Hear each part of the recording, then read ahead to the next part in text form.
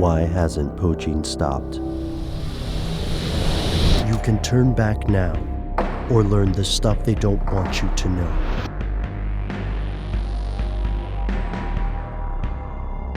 Here are the facts.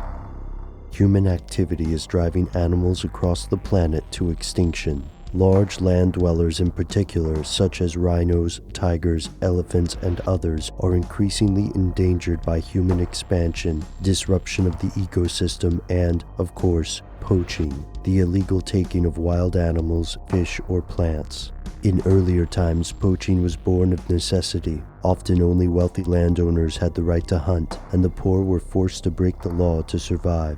Modern poachers, however, are funded by international criminal organizations using high-powered rifles, night vision, and cold, hard cash in their hunt for continually diminishing supplies.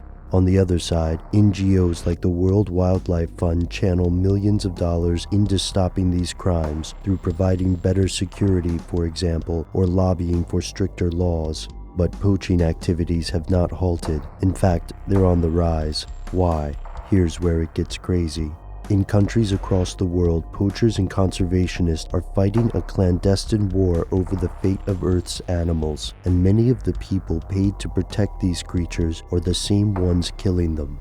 Writing for The Guardian, Oliver Millman notes that poachers have access to more and more cash, and they're using it to bribe local rangers. In Tanzania, which lost about 70 elephants a day to poachers, the top officials at the Wildlife Department were fired for taking bribes. Not just bribes to turn a blind eye, but bribes to capture and ship more than 100 live animals via jumbo jet to Qatar.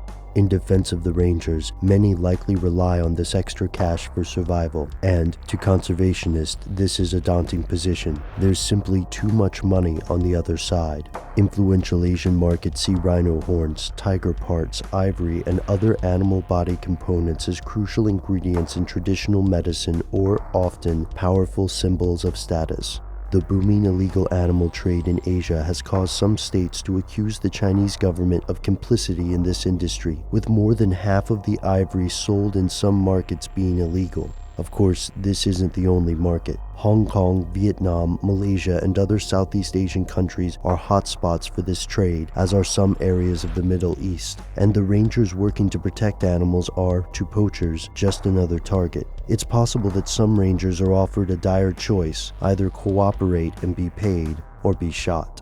In many governments such as Kenya, Tanzania, Zimbabwe, Mozambique, and more, critics claim that proclamations about protecting endangered species are little more than lip service. Instead, officials in these countries are often working for the highest bidder, regardless of the consequences. And that is the stuff they don't want you to know.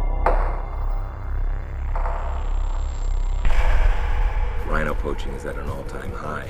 They suspect the rhinos could be extinct in the year 2017. We're here to protect the animals, so one snare at a time, one poacher at a time, saving one animal at a time will go a long way.